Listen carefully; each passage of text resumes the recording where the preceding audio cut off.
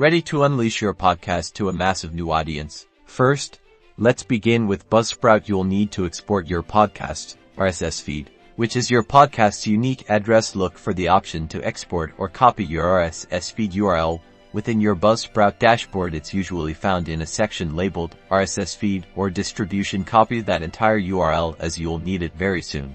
Next, it's time to head over to Spotify for podcasters. You can find it by searching on Google. Assuming you don't already have a Spotify account for your podcast, you will likely need to set one up. Select Get Started.